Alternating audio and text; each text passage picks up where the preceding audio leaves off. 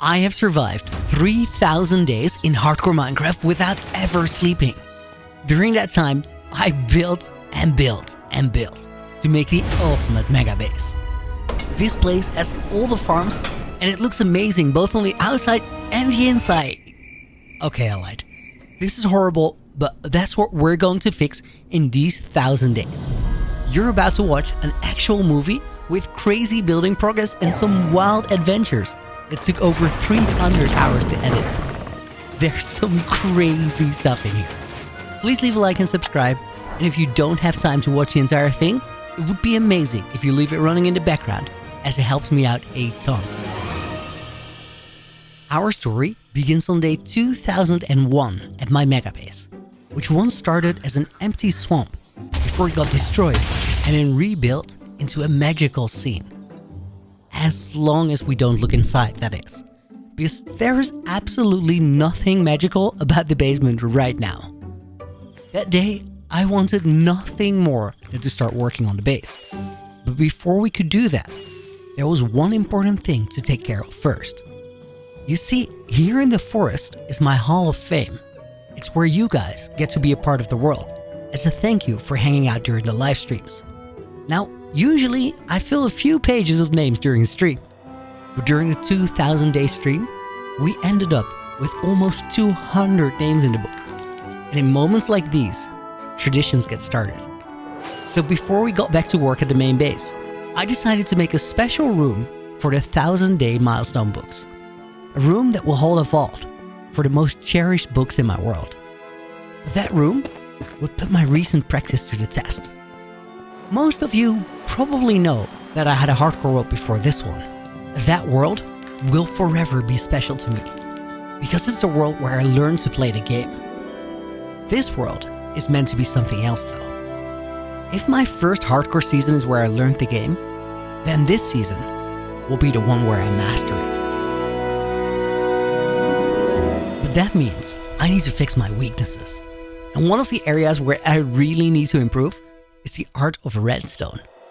So around day 1800, when we were preparing for the 2000 days fireworks, I did a deep dive into redstone and a creative world.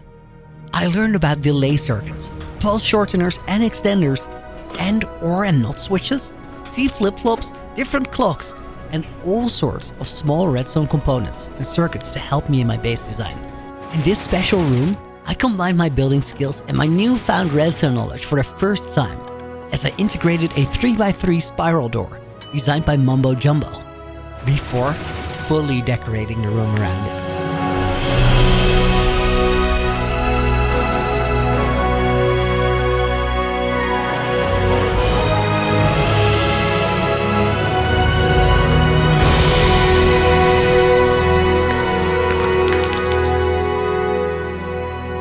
This vault, in what we call the Hall of Thousands, is now the heart of our shared journey, where every 1,000 day arc will start and end. We will be back here later to finish up the room, but for right now, it was time to leave this place behind, because there was a much bigger underground area that we had to focus on. So I left the Hall of Fame and flew to the Lonely Mountain, where a magical castle towered miles above the rest of the world. But that was just a start. Through a hole in the side of the mountain, we could access the area underneath, where my industrial district is located. And although it's kind of cool to hide your industrial area like this, as soon as we're actually down here to collect resources from our farms, well, everything still looks like trash. So I decided to spend the next 1,000 days building a proper mega base under my mega base. To start that whole project off, I had to get a proper entrance to the area, and I had already placed down a temporary reference gate in the perfect location. Just to make sure that it was in the right spot, I grabbed some light blue wool to make a quick reference line for the pathway that we would build here later. When the flow of the path looked nice, that just left the small matter of the actual door. For this one, I had something very special in mind, and I had done my research. Rather than a spiral door, like in the Hall of Thousands, I wanted to go with something larger and more dramatic. This was going to be the main entrance into my base after all. The only issue was that at this moment, I didn't have the materials for the door ready to go. Besides slime blocks, I would also need honey blocks to make a door of this size move. However, my bee farm that I had made earlier had been producing honeycombs rather than honey bottles. Because I wanted plenty of honey for the future, I decided to quickly extend the farm by another 2 layers. Then grabbed a bunch of glass bottles from the witch farm and stocked up the dispenser. As long as we were working on the main door, I would be well in range of the farm. So I decided to build the entrance surrounding the gate while the bees did their thing. Using snow, I went to work to shape the entrance cave. To make sure the gate could slide out of the way seamlessly, I built up a temporary wall of packed ice as a placeholder for where the door would eventually go. And then I built the cave out as far as it needed to go for this to look right. It wasn't much yet, but not too long from now, this would turn into one of the most unique base entrances you'll ever see. Mark my words. But for that, we needed honey. And the bees, well, they do things at their own pace. So while we waited a little while longer, I turned my attention to another place that also needed a door, and I built up a storage room for all the farms that combine their output into a chest wall on this side of the base. While I build up that room, let's talk about the plan for this 1000-day arc a little more. From day 0 to 1000, I had gotten myself set up, built a starter house, and then bombed out a perimeter to hold all the farms I'll ever need. Then we covered the whole back up and transformed the entire area into a snowy biome to make everything look right. From day 1000 to 2000, we developed solid industry under the mountain with important farms and a super smelter, gathered resources, and then built up a castle to make the area look great. Well, the next part is getting rid of the trashy, disconnected vibe down here. What I want instead is a base where every part of it is decorated and detailed, so it doesn't fall apart visually as soon as you're through the door. There are very, very few bases in Minecraft survival history that are both large and detailed. Most of them are empty shells, or they're not finished. And I'm at least as guilty of that as everybody else, if not more. But that ends with this base. Oops, I talked too much. Well, at least we had our storage room done, and the bees had produced enough honey to build and wire the main door. After taking care of all the redstone wiring, I came up with a cool hidden activator system that uses a snowball as a key. Going from this to this might just be the best upgrade to the base so far. So with that out of the way, it was time to really start working on the base. But before we could start Operation Cover Up the Industrial District even better than before, which probably needed a better code name, well, before we could start that, the Industrial District itself was due for a bit of an upgrade. And that all started with the Froggy Adventure. One of those streams where everything got a little off the rails. It all started pretty simple. We had to get ourselves a frog light farm, so I would have access to different color light blocks. And that quest turned into one of my favorite streams from this entire 1000-day arc. Chat sent me looking for frogs. Frogs spawn naturally in the mangrove swamp. Luckily, I had found one before, so I knew exactly where to go. A quick trip over the nether roof got us to the desert, and barely a minute later, I was in the swamp running around looking for frogs. I honestly have no idea why I thought this was going to be hard, but before I knew it, we had found 2 of them, and I was on my way to bring them home. Which I really didn't need to do actually. But I didn't think of that before I dragged them all the way to the coastline in the local village. Since that was as good a place as any to do this, I fed the frogs slime balls, waited for their spawn to hatch, and then caught the tadpoles in the morning. Armed with buckets of tadpole, I flew back to the base for the next step. Now, you can get 3 different colors of frogs that produce 3 different colors of frog lights. So I had to hatch a pair in a warm, a cold, and a temperate climate. Since the swamp around the base is a temperate biome, I started out by getting the brown frogs and guiding them through my portal to the nether roof. Next up were the green frogs. But the cold biome is a little further away than you might expect. You see, all of this snow over here is my doing. The real cold biome doesn't start until you go all the way over here, which meant I had to take a slight journey back to the portal at the base of the mountain. But with those two through the portal as well, there was only the issue of getting 2 white frogs from a warm biome, which Chet suggested I could use the nether roof for. Now, there was a slight issue with that. Since you can't have water in the nether, you need to spam feed the tadpole slime balls, or they grow up too slow and die. That definitely didn't happen to me though. Okay, I lied. It totally did. And then it happened again. With only 3 buckets of tadpoles left, I ran into the issue that I couldn't just use these for the farm frogs. Because if I wanted to get more frogs later, we would have to fly all the way back to the desert to get more spawn. So instead, I came up with an idea to keep at least a breeding pair of frogs somewhere. The most logical place would be under the mountain. But in an effort to not make the laggiest base in Minecraft, while trying to make the best one, I tried to not leave too many unnecessary entities in that area, which meant that I needed a different location. Luckily, I had just the place for it. The Hall of Thousands had been almost completed, but not quite yet. So I decided to turn the water in the room into a frog sanctuary, where the spawn could hatch into tadpoles, while I finished decorating the room. So I dropped the tadpoles in the water under the vault, and flew back to the industrial area to collect more slime balls to feed the next unlucky tadpoles doomed to go up to the steaming hot nether roof. Farming slime with a looting sword is so easy here that even after 2047 days, I haven't built a slime farm. But that would have to change soon, since I was going to decorate this area. But we'll get to that. Armed with a few stacks of slime, I flew back to the Hall of Fame, caught myself a bunch of tadpoles, and went back to the nether roof for round 2. Any dimension, except for my overworld, likes bugging out on me. I spent a moment swimming through bedrock while frog levitated midair. Nothing a moment of letting the world load while chilling in the menu won't fix. A few moments later, after some intense force feeding, we had our frogs. And that just meant I had to build up a magma cube farm in a basalt delta biome, where the large magma cubes got killed and the small ones got eaten by my froggy friends to produce frog lights, so they also got killed.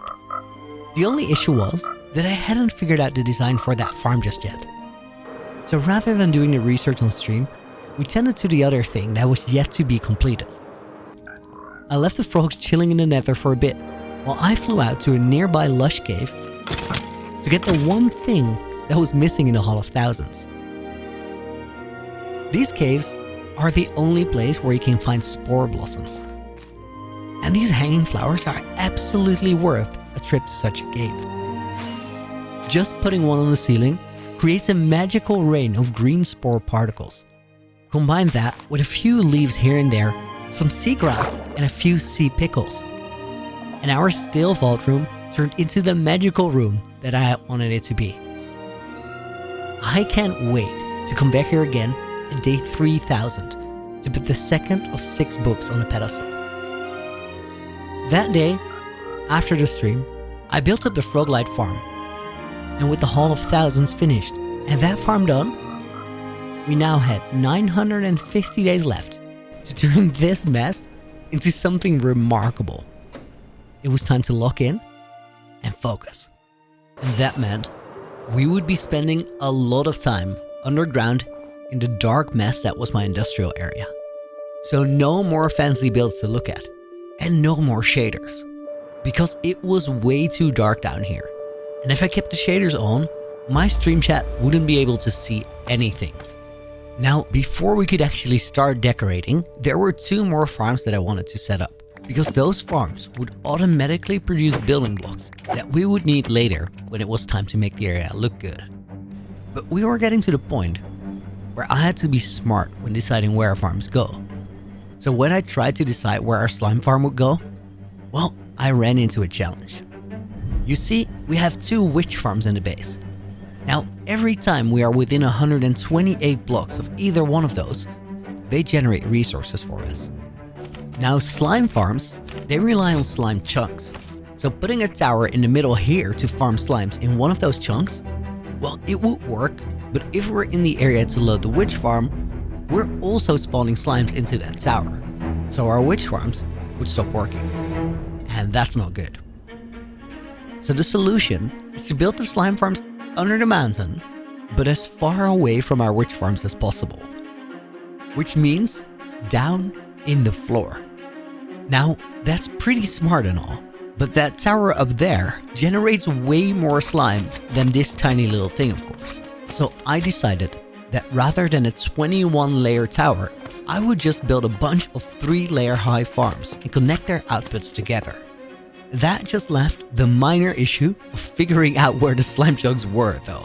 You see, I am not using F3, and I'm also not using chunk borders or chunk base. So to figure that out, we had to rely on some other tricks. For step 1, I figured out a chunk corner using a map, since map corners are also chunk corners, always. Step 2, I made a grid out of glowstone markers to distinguish the chunks from one another. And then, step 3, by flying up high enough to let any existing slimes despawn, I managed to force new ones to spawn in. And right at the moment when they spawned, they gave away the secret of the slime chunks under my mountain. Easy enough. So with plenty of chunks located, I started clearing out the terrain for the farms. The lower down we can build these, the better the witch farms above will still work in the future. So I got rid of lava pools, set up a beacon to mine the slime chunks down to bedrock, and started setting up the farms. It took me about 40 game days to get all of them done, which is a solid 13 hours of constructing slime farms. But trust me when I say that the end result would totally be worth it. Through underground water channels, right on top of the bedrock, I transported all the slime to the room under the super smelter. And this room would be the first place underground that we would enjoy spending time in. I figured that since we would be using the super smelter a lot over the coming 900 days, all the time that we spent making this place look good would surely pay dividends. The key to keeping motivation to work on your world is making sure that it's enjoyable to play in. And one of the best ways to do just that is making sure that the spots you come back to time and time again just feel really cool. So after setting up a bubble elevator, chests and hoppers to collect all the slime farm output, it was time to turn this output room into one of those cool places. And that started by making it less square.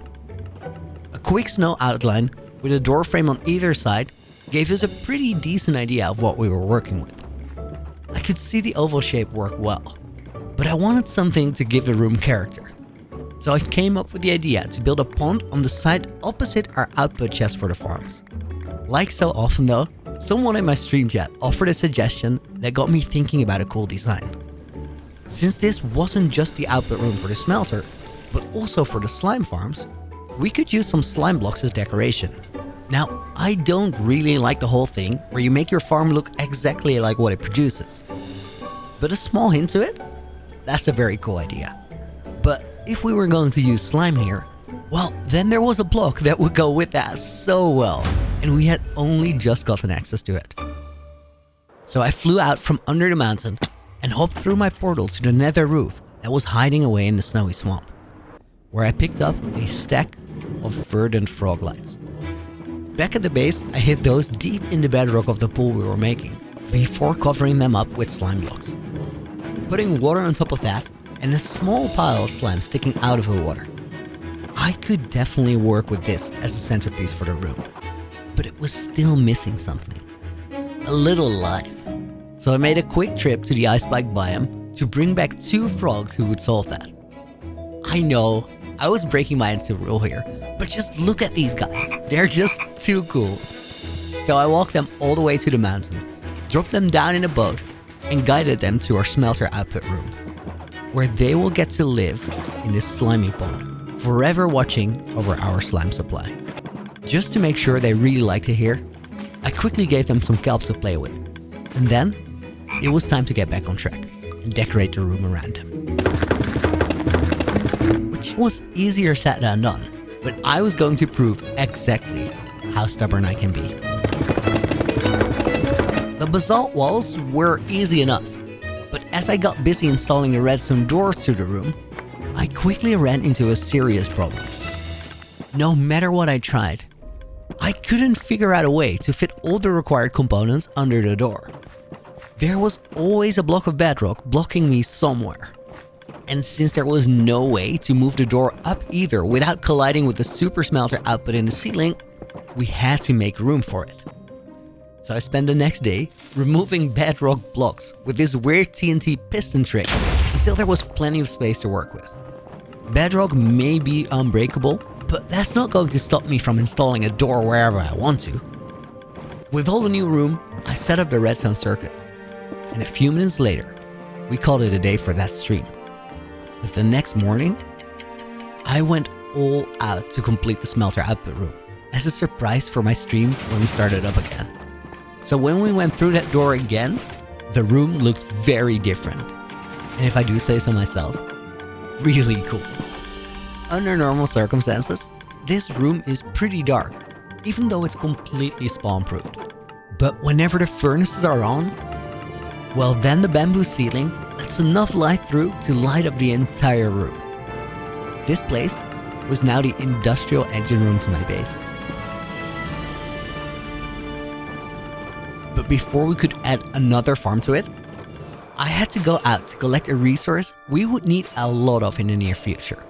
I decided to turn on the shaders to enjoy the view. We were going to use a lot of copper for the main part of the underground area.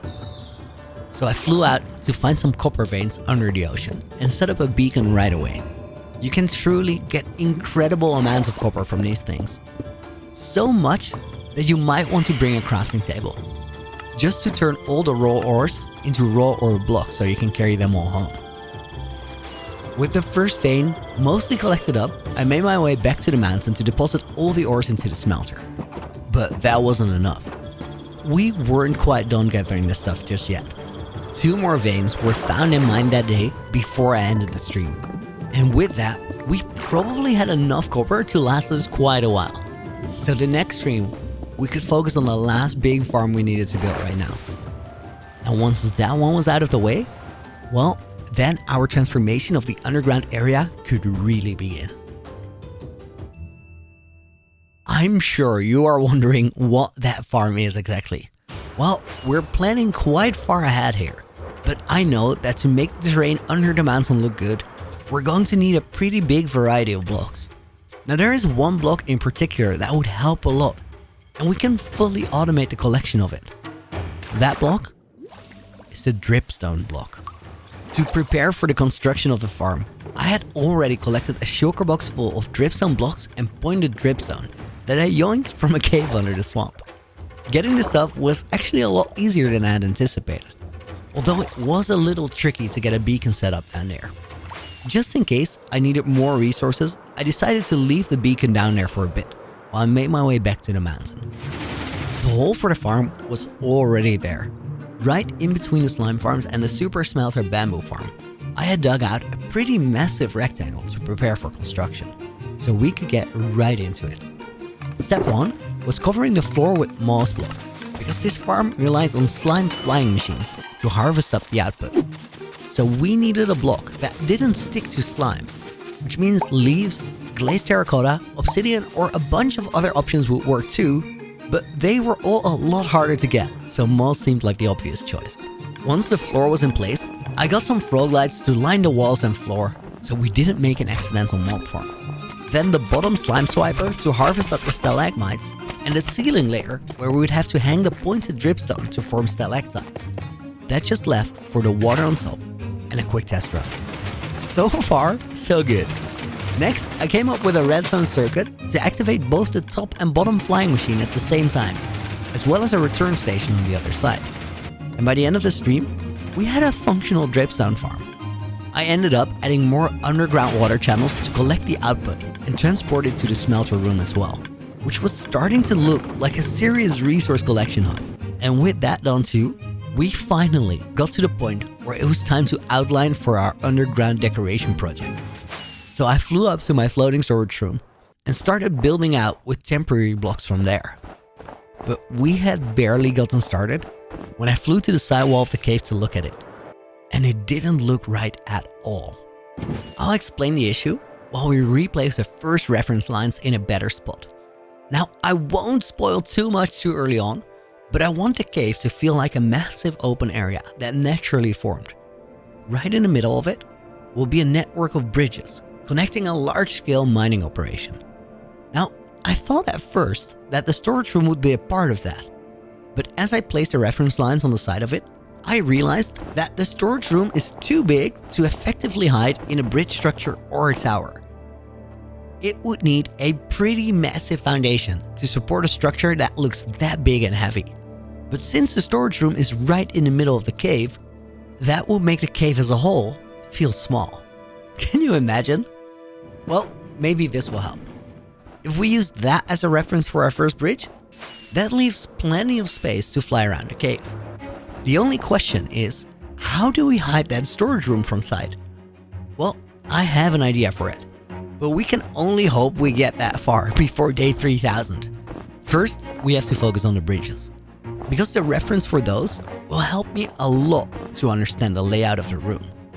So I kept building temporary snow lines and sand pillars, flying out, getting a feel for the look and proportions, and then adding to it. Until eventually, I understood enough to figure out the first location for the first building that would connect to these bridges. That circle would be the foundation for our forge, a place where all the ores mined underground would be smelted into ingots. This place will look incredible when it's done, and it will hold another farm inside of it as well. But first, I built up the outline to understand its skill, because we weren't quite done with the outlining for all our bridges just yet. By the end of that stream, I managed to get the framework done, which was awesome. But there was a major issue. With the addition of the bridges, the dripstone farm, and the 7 slime farms we had built up, we got ourselves caught up in a things will get worse before they get better type of situation. All the snow blocks that I had used for the farms and the outlines looked awful. So I stayed up very late that night to prepare for stream the next day. I decided to fix our issue overnight. And this thing right here was gonna help me do it. This is a basalt generator, and it produces an insane amount of blocks. Now, basalt has an issue. The block has a very different top and bottom texture than a side texture. So it's not the best block to outline terrain with, because it ends up looking incredibly messy. Smooth basalt, however, has the same texture all around, but the only place it spawns naturally is as the outer shell of an amethyst geode.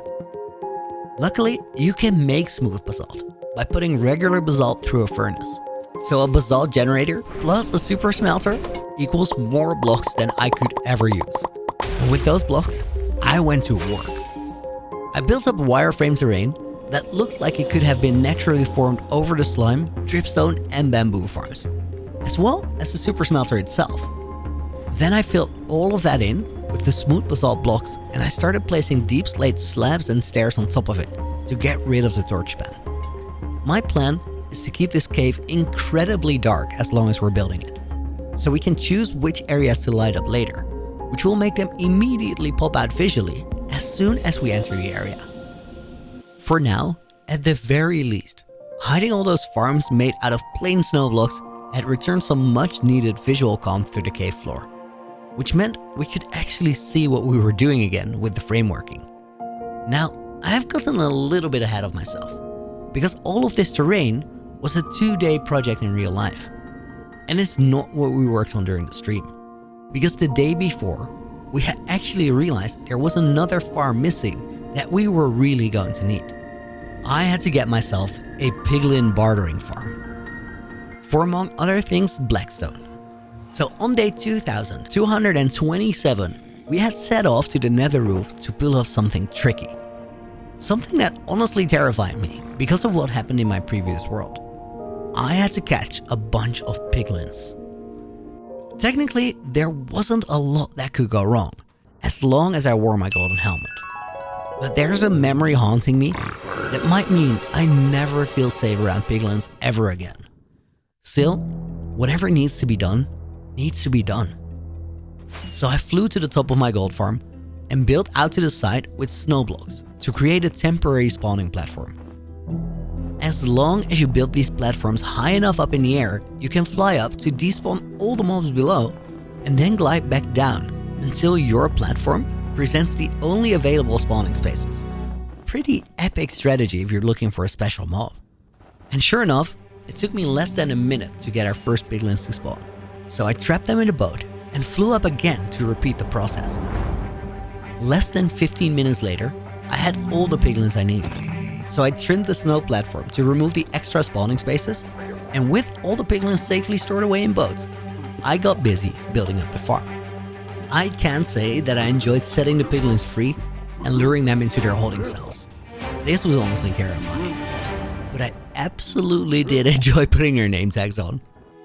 The entire process of setting up the farm went by much faster than I expected, because by day 2231, I was ready to fill up the dispensers with gold ingots and get the bartering underway. This farm would supply us with the blackstone we needed, but also crying obsidian, which we would use plenty of before these 1,000 days are over. The next day, I worked tirelessly on cleaning up the floor of the mountain cave, but when it was time to stream, we focused on the real project at hand. With the blackstone from the bartering farm, I started building up the base of the first pillar that would carry the elevated bridge in the cave. Higher up off the floor, I transitioned to deep slate variations with some mud bricks and tough patches for variation. It all looked very dark, but that was exactly what I was looking for here. The real life of the cave will happen around this structure. It doesn't have to draw too much attention, although at the same time, I wanted to display considerable wealth. And that's where the bridge pavement comes into play. With a combination of deep slate bricks, chiseled deep slate blocks, and waxed cut copper blocks. This structure belongs to a civilization of metal workers, but we'll get to that later. Once I had figured out the pattern for the side of the bridge pavement, I went to work with stairs, slabs, and walls to fill in the sides as well as the top. And before long, the first bridge was starting to shape up. Now, we would have to copy all this work to all the other parts of the bridge. But that day, after stream, a spark of inspiration hit that would put the bridge building on hold for a little while. As I continued cleaning up the cave floor, I stumbled upon a pretty large stuff spot. Because these blocks can come in handy as texture later, I decided to dig it out. Initially, the plan had been to cover it back up with deep slate after, but that changed when I exposed bedrock while mining. Now I knew that we were really close to bedrock. The thing is, if there had been anything more than 6 layers of deep slate still separating us from the bedrock, I would have replaced the bombers a second time to get rid of that as well. But the chance that there were still caves with spawnable spots under the floor was almost zero. So for spawn-proofing purposes, it really wasn't necessary. The thing is, I just hadn't thought of bedrock for a while. But when I exposed a couple blocks, I realized something. We could make a really cool visual here if we expose some of the blocks while mixing them up with magma and lava. As if the miners had been too greedy, as if they had dug too deep. And so I did just that. And the result turned out pretty awesome. But it drew my attention to something else. At this moment, as cool as my base was above ground, the only thing we had going for us down here, deep under the mountain, was this lava pool and the output room for the super smelter. Sure, the whole reason that we were down here was to make sure this place would look good, so things didn't fall apart as soon as we made our way underground to get resources from our farms. But I was starting to realize that we would be down here for a long time. So to keep my motivation up, we had to make sure that there were these small moments of joy where we were surrounded by cool builds and details. And I knew just the place to turn to next. The easiest place to make a difference was the main gate. After all, that's the exact spot where our build went from good to bad. If we could turn that into a proper entrance, our transition would be a lot less harsh. So I collected materials and went to work. The entrance room itself came with its own unique challenges, since we had to surround the redstone door with blocks that wouldn't stick to it. That restriction made me go with crying obsidian and blast furnaces, which honestly looked pretty epic. With the addition of deep slate, polished basalt, blackstone, obsidian, and an enchanting table in the middle of the room, we ended up with a pretty dramatic entrance. Or so you would have thought, because we hadn't even started on the dramatic part of the entrance. Because honestly, what could be more dramatic than entering your base in hardcore by taking a leap of faith? That's right, I wanted to make the entrance to the base a blind jump into a 200 block deep hole. But first, we needed a beautiful entrance cave. So I made my way to the storage room once more and got construction materials. And then we went to work constructing the framework for the cave itself. Since I knew exactly what I wanted out of this room, I immediately integrated green color blocks into the deep slate foundation as we were building it up, which made the walls come to life pretty quickly. Sure, it was looking basic, but this entrance already had a lively energy to it. But once the frame for the cave was largely done, we needed a block that I didn't have lying around. So I flew out for another trip to the lush cave we had visited earlier to collect some clay blocks. I flew my way back again, and then back at the entrance cave, we placed some clay as a foundation, a couple drip leaf plants, and a sea pickle here and there to light the place up, which made for a great start. Then we added roots, leaves, glow lichen, and a couple of candles to make sure the opposite side of the room was spawn-proofed as well. By the end of stream that day, we had made a lot of progress on the entrance cave. It wasn't quite done, but everyone was really enjoying the process. So I made a deal with chat that I wouldn't continue working on the cave without them, and we would finish it together on stream. However, as I said that, I didn't realize that it was a Sunday. So my next YouTube stream wasn't until Tuesday night. And that meant there was a lot of time until I streamed again. So the next 2 days, I worked on different small tasks during chill streams on Twitch, where I focused on the grindy stuff that goes into a world like this, without a webcam or a microphone. While Twitch chat zoned out listening to my lo-fi playlist, doing some work of their own and talking to each other, I added more bedrock magma sections and I started framework on the terrain under the forge. But by the time Tuesday night came around, I wasn't quite ready to finish up the entrance cave, because I had gotten excited by something else that we were now ready to follow up on. For a long time, Stream Chat and I had been talking about the idea of having an elytra course running down the mountain. And now that our entrance room was done, we were ready to lay out the routing for that. The idea was pretty simple. Whenever we need to go into the base quickly, we'll take the leap of faith entrance. But later on, if we want a challenge, we can turn right after the main gate and take a much more tricky route through a narrow elytra parkour tunnel. This will be one of the last parts of the base that we end up decorating. But while we work on the rest of the base, we need to know the routing so we can keep it in mind while designing everything else around it. Gliding down the inside of the mountain, I placed one red wool ring after another, circling around the outside of our cave, sticking as closely to the sides as possible, because we need to hide all of this away in the walls, invisible from within the main cave. It took a lot of flying up and down that stream, a lot of trial and error, but we ended up with a pretty smooth course. I'm so excited to get back to that later, but it could very well be another 2,000 days before we get to it, because at this moment, we had to get back to small pleasures rather than big dreams. I had recently improved a really important place, the super smelter output room, but I keep running into the same thing just because of the sheer size of this project that we're working on. Every time I make one place detailed and enjoyable, it automatically draws my attention to something else that's lacking. Now, that's not necessarily a bad thing, because that feeling sort of guides us through the project. It compels me to fix things. So with the output room for the super smelter now looking cool, it became way more of an issue that the input was, well, this weird platform. So once more, I got out the stone blocks for a temporary reference as we laid out the frame for a bridge that led into a room for the super smelter input.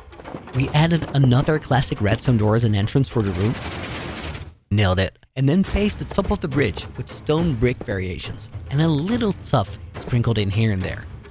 For the sides, I decided to see if we could make a cool railing with anvils and copper stairs, which worked really well. In this case, I didn't wax the stairs though, because I want the copper on this bridge to age a little bit. Once the bridge was done, it was time to build the room itself, and I had a pretty cool idea for it. While I had been covering the slime farms and the super smelter, I had kept the main smelter visible through black stained glass from the top, so we could see the smelter running, which honestly looked really cool with all the minecarts. That did mean that our room had to extend a little ways backwards from the door, and with that size, I could definitely see the spot being an amethyst geode. So after we laid out the shape on the outside, I flew to the storage room to grab some amethysts and I went to work. To keep things simple, I decided to skip out on the calcite, but after making the inside of the entrance gate look good, adding amethyst to the wall, and adding dim lighting to the room with soul lanterns, the place looked pretty epic. That just left the top to be spawn-proofed in the same fashion as the blocks around it. Deep slide slabs and stairs are the way to go. Spawn-proof, but very dark, so when it comes to designing the feeling of the cave later, we have a lot of room to work with dark and light contrast. And done! We now had a super smelter with a cool input and output room to keep us going. So it was time to circle back and finish that other detailing project we had started not too long ago. My entrance cave needed to really come alive. So I grabbed some dripstone from the farm output barrels to complete the cave. The dripstone added a lot of character, but there was more work to be done here than I remembered. Because we weren't just missing a few details.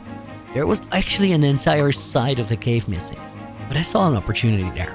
I grabbed my block pallet that we had used earlier and extended the room further out to the right, which made it feel a little more like a cave and a little less like a straight tunnel with only one place to jump down to. And that just left one final step to complete the cave. Because in the end, the magic is truly in the details. I'm so glad we took the time to create a proper entrance to the project. We went from this weird hole in the side of the mountain that we would just fly through, to a spectacular entrance with a hidden key, a colorful cave, and a leap of faith. But once I took that jump, well, we still entered a very, very raw looking industrial area. And there is only one way to get past that. We have to place a lot of blocks. So without hesitation, I started building up the next pillar of the bridges with permanent blocks. While I did that, I held a torch in my offhand, so the Optifine dynamic lighting would enable me to see what I was doing.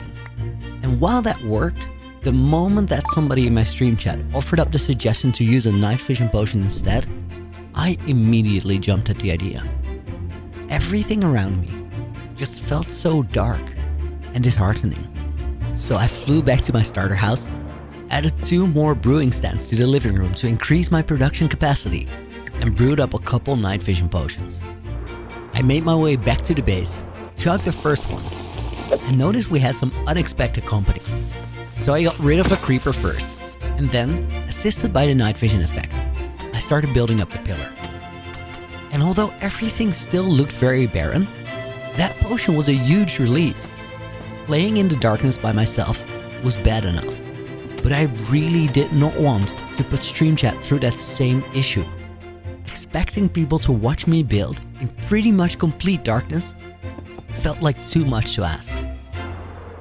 When I finished the second pillar, about a game day later, I realized our issue was actually bigger than just that. As soon as I was looking down at the progress, the night vision effect ran out and my vision returned to normal. And that made me aware of a very real problem. The whole concept of this cave relies on darkness as a design feature. But while we're building everything up, that makes it much harder to evaluate the quality of my work. You see, this second tower looked a lot less balanced than the first one. There were too many light spots, which just made it feel patchy. But that only really jumped out at me with the night vision enabled. And that's the thing that made it click. We would have to rely on these potions during the whole construction process. But my brewing setup really wasn't up to the task. So an important new project formed in my mind. And let me tell you, it would change everything and ended up giving me a huge boost in motivation. But before we got to that, I had a couple potions to work with. So I used those to replace some of the lighter patches in the second tower, and I added a third tower to the bridge as well. The next day, we hit a small speed bump though. As stoked as I was for our new project, I had to do a little bit of research to get it started. And the days that week were super busy as I was finishing up the script for the last part of my 2000 Days movie. That meant I hadn't really gotten around to the research. So during the streams, we focused on a few basic tasks that needed to be done, while the exciting project up ahead waited for the right moment for a few more days. During those streams, I sorted some farm outputs so our chest wouldn't overflow, mined some more deep slate to clean up the cave floor, until I got sidetracked when I found a surprise cat running around in the base of my perimeter. That set me off on a little quest to get another pet, but fishing in the entrance cave was way too slow. So I ended up enchanting a max fishing rod on day 2384 before realizing that using a sword to fish for salmon was way quicker. I couldn't find the first cat I had seen, but I did manage to catch another one. I gave this little guy a name and tasked him with watching over the frogs in the smelter output room. And then I finally wrapped up the writing and pre-editing for the 2000 Days movie, which meant I had a few days before my editor would show up with the draft version to complete the movie together. So that weekend, I went incredibly hard on terraforming the first section of the cave. Because the next Tuesday, when I returned to streaming, it would finally be time to take on that project that I had been holding off on. We were going to set up a machine that would give me back something I had really missed. That stream, we would build up an automated brewing machine that would provide us with an unlimited supply of night vision, which would be very useful during construction, but it would do something more. It would give me back my shaders, which meant that we could back to some real designing soon, because the whole cave is going to look great without shaders just as well. But the light and dark contrast that we are going to be working with will just be something else with complementary shaders, and adds a whole new level of magic to it. The issue was that at this stage of construction, it was simply too dark to use shaders though. Chat could see nothing, but that was about to change. To prepare for the brewing room, I had created a space in the terrain that would end up supporting the forge, and I had already hidden an entrance cave and a redstone door in there as well. After setting up a platform for the brewer and laying out the output chests, I had to make a quick trip to my blaze farm in the nether to pick up some blaze rods. With those, I made a bunch of brewing stands and headed back to the brewing room itself. This machine is a combination of modules that were designed by Impulse SV, and it can be used to make basically any potion. So we're going to set it up with night vision, swiftness, strength, fire resistance, slow falling, regeneration, water breathing, and even turtle master potions. Now a lot of those immediately make sense, but some of them might not. Just trust me on this one, that one day it will all click. Once all the modules were set up, I filled up the night vision module with all the required ingredients. Then I built out a hopper line to the side, leading outside the chunk of rock that the brewing room was built into. You see, if I wanted this machine to work for us long term, it would be vitally important to have an easy way to stock it up with water bottles. And the coolest way I could imagine doing that was having a small pool on the side of this basalt wall here, where I could access the input chest. With a temporary water source, I filled the chest with bottles that would stock up all the potion modules, while I flew to the witch farm to collect the resources for the rest of the modules. As I flew back down towards the brewery, I had no idea how happy I would be a minute later. But as I entered the room, I found a chest full of night vision splash potions and threw the first one in my face. I realized what this moment meant and how much I had missed playing in my world with the shaders that I was designing it for. So without hesitation, I turned the shaders back on and flew around the cave. You should have seen the look on my face in this moment, because I knew the impact this would make. We had faced a good few hurdles, but with all the new farms set up and our shaders turned back on, it was time to get back on track and build a remarkable world. And that project started at the very place where we would come back time and time again to replenish our night vision. All the other potions were good to have for the future, but this one was essential. That meant we needed a better, easier way of getting it applied than flying all the way into the brewery each time to get it, or carrying a sugar of them around. I wanted the moment where we got night vision applied to be exactly that, a moment. So I set up an automated potion dispenser that got restocked directly through a hopper line coming out of the auto brewer. And with that, it was time to decorate again. We would start with the brewing machine and then the dispenser on the outside. For the brewery room, I had a very industrial feel in mind. So I started hiding away the potion redstone in what looked like a massive industrial kettle made out of copper, deep slate, and lava flowing behind iron bars. It looked like an insane machine, which was exactly what I had in mind. But right now, it was just a machine in a barely terraformed cave. To give this place the feeling of an actual room, I quickly put in a floor, cut down some spruce trees to collect logs, and built up massive pillars to support a ceiling. Placed the beginning of the walls in between the pillars, but then I pressed pause on construction. It would be a while before we came back to complete this room. Actually, this would be the very last place we would work on during the stream where we raced to get everything done before day 3000. Because for now, I wanted to shift my focus to the exterior of the room.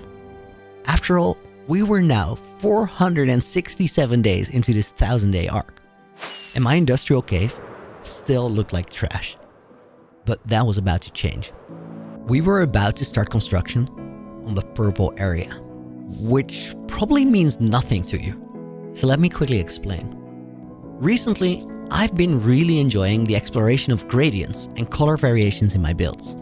And to further dive into that, I came up with a plan. You see, this cave is absolutely massive. So we have more than enough room to build different areas into it. Now, I'm sure you've seen one of these videos where someone transformed an area into any number of biomes. Admit it, these have been all over your recommended videos at some point in time. And while the videos are super well made, well, the final results, let's be honest, they suck most of the time. Listen up, I don't think the biomes are bad design. That's not the issue here. But as soon as you place things this close together without transitions, well, it's just going to feel all sorts of wrong. So with this cave down here, I want to see if we can make things blend a little better. But I also want to come up with different areas. So we're going to assign certain spots a specific color and design with that color as a starting point. And this is the purple area. That's all I will tell you for now. So with the color purple, a smooth basalt foundation, and the given fact that we need to build a pool of some sort around that massive chest up there, I went to work. And the first challenge immediately was a tricky one. We had to connect up the terrain properly. Nowadays, a lot of people create their worlds in test worlds and then transfer it over into survival with the help of mods. But I just think it doesn't make the game any better. The downside of my approach is that things just take a lot longer, but the process of slowly seeing the world around you develop is well worth the time put in. In the end, you'll know how much effort went into doing things the hard way, and you'll end up loving your world more because of it. While we build up this base, the thing that will slow me down the most is the fact that I have to create foundational terrain in basalt first, before then revisiting it and making it look good when we get to the part where we decorate and detail it. So to win back some time, I'll try to incorporate the basalt walls into the design wherever possible. And in this spot, that meant we went with a small basalt delta variation for the terrain. The first step was creating room for a couple small pools between the basalt pillars. One of those is to fill up the water bottles for the brewery. The other ones are just here to look good. While we were working on that, we'd see a glow squid spawn into the biggest pool every now and again. And because that looked amazing, I decided to grab name tags so we could keep 2 of them permanently. Now, if you're paying close attention, you've probably seen that I built up this area around the night vision dispenser. But from far flying into this spot, it's a little hard to find. So to make things easier, I decided to mark it with something a little bigger. I want to build a giant mushroom to mark the location of the dispenser. But since this is the purple area, I need a weird selection of blocks to build that thing. So I went on a little tour around the base, looking for surprising options. Honestly, the amethysts were really straightforward. But when I went shopping with the masons, I came up with the idea to use blue glazed terracotta, which definitely came as a surprise. Drying obsidian was another really cool option, and purple seemed straightforward too. So I grabbed some chorus fruit from my farm and tossed that into the smelter as well. The first mushroom cap that I had tried hadn't really worked out, but I was determined to try again. With calcite, I created the stem for the mushroom, and then, with that as a reference, I gave it another shot. Figuring out shapes like these in survival is really tricky, because making adjustments is a slow process, and it's hard to see what you're doing when you're this close to the build. I was thrilled with what I saw. The amethyst line wasn't quite what I was looking for, but from the reference blocks, I could totally visualize a giant mushroom here. To kill two birds with one stone, I decided to use pearlescent frog lights on the bottom of the cap. That would both draw attention to the mushroom as well as light up some of the blocks underneath to make them spawn proof. Because at this point there are a lot of torches all over the base, but eventually every single one of those will have to go. For now, they keep the witch farm in business though, so we have to roll with it for a little bit. After the frog lights were in place, I decorated the rest of the mushroom cap with amethyst blocks and crying obsidian for the inside, and the surprising blue glazed terracotta for the outside. To finish the cap, I rounded the top with purple glass before creating a ring on top of the terracotta with purple slabs and stairs. Figuring all this out had taken a while, but about an hour after starting it, we flew away from the first of a bunch of crazy looking mushrooms. Sure, it had taken a little bit of time, but this was a great way to make this corner of the base come to life. And it was just the beginning to this area. Before we hit day 3000, this is going to look way cooler than you can imagine right now after just these first few steps. This could very well be one of my favorite spots of the entire base by the time that we're done. We had a little bit of time left to work on this place right now, so during the next stream, I scattered amethyst clusters around the area, added purple pillars in between the basalt, and added glow lichen as well as a second and a third mushroom. The purple area, with our essential night vision dispenser, was starting to come to life. But the real magic would have to wait for a couple hundred days, because the very next day was a really special stream. We had a major milestone to celebrate, and it wasn't just hitting 2,500 days in my new world. The next day was April 10th, 2023, and that meant my world was now exactly 1 year old. So when stream started the next day, I found myself in front of a huge pile of chests. We were about to fill all of those up while I visited every place in my world that had even a little bit of significance. First off, I flew to my starter house to grab a book for this iconic day. Because much like the 2000 day stream, this was a special one. Because on this day, we held up a tradition that had started almost 2 years before in my old hardcore world. And truth be told, I had almost forgotten about it. But that's where you guys have my back. I'm really glad somebody reminded me on stream the day before. Because what we were about to do would leave a lasting mark on my world that would become more significant with every passing year. Starting with my spawn chunks, I set out to visit every location in the world where I had left any items or shulker boxes behind. And by the end of that stream, I intended to empty out all those shulkers and use them to make an art installation out of them, much like we did in Season 1. But before we could start on that, there were a lot of locations to visit. Next stop, the End Realm. After dropping off the first few shulkers in my storage room under the mountain, I flew to the insane terrain surrounding the stronghold in the flower farm area. And through a very cool cave that I had recently spotted, I made my way to the end portal. Once I went through that portal, the inevitable happened. I had felt a little nostalgic already when we visited my spawn chunks. But as I flew out to the Enderman farm, the trip down memory lane really started. Because in more ways than one, the End Realm is where my journey really began. To this day, I remember how the first Ender Dragon fight in this world went. It had been a nervous experience, but a really cool one. A moment of redemption that came a little too early. Because the realization of what I had lost with my Season 1 world hadn't really set in just yet. Still, it was a really special moment, because I did that fight with over 1,000 people cheering me on in chat. The fact that so many of you were there for it made me feel like I had a responsibility to you guys to not throw the fight. So I went in with a level of determination that you don't really expect to feel when playing a game.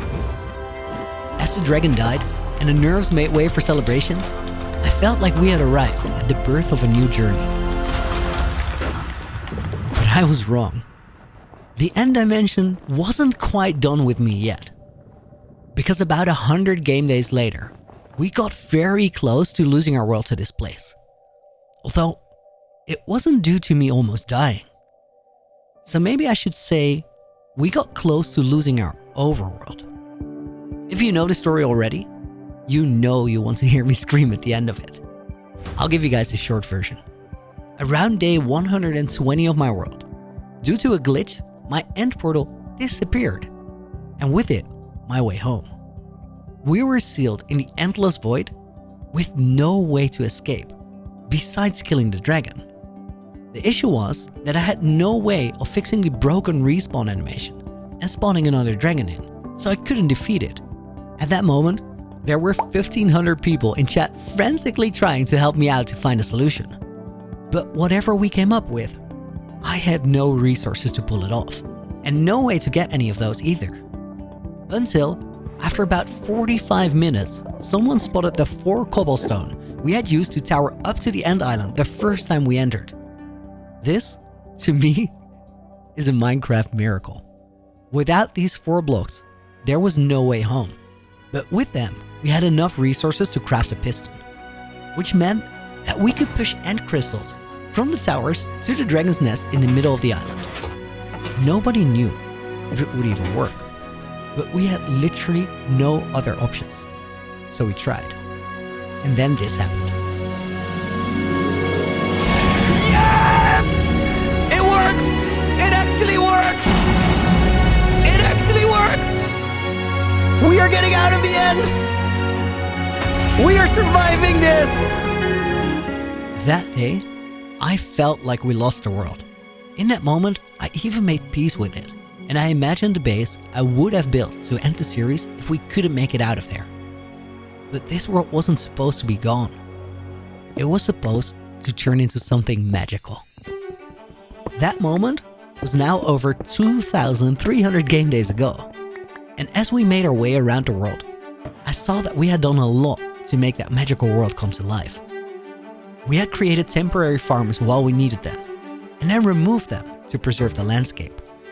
I had built a starter house that I still loved coming back to, and a snow farm in an amazing location that had provided us with our most used block. Then I had destroyed a swamp, remodeled it to a winter wonderland that hides away all my farms underground, and I built a castle on top of it that looks out over my entire world. And the best thing about it, all of this exists in a world that is taken care of, rather than shredded apart in the process. Magic in the making. While traveling down memory lane that stream, I collected 206 shulker boxes that were left behind at all my different projects. In 13 different colors, although most were default purple, white, yellow, and purple. And with those shulker boxes, I was going to face a challenge the next day. But before we got to that, the room needed to be a lot bigger. So that night, I set up a beacon, and I mined. A lot. But the next day, I was ready for the challenge. I was going to build an art piece that would fit in this room with exactly all the 206 shulkers that I had found the day before, without changing any of their colors. An exercise in creativity, if you will. Specific restrictions will challenge you to come up with creative solutions. And this one was a lot of fun. For every real-life year that I have this world, I want to do exactly the same, and hopefully we can bring this room to life over the course of a few years. And on this first day we worked on it, I had to make sure my design would work out. So I had first counted out 5 petals of a flower in temporary snow blocks, before I started replacing those with the default purple shulker boxes. Since I wanted to use exactly the amount of shulkers that I had found, it was quite a puzzle.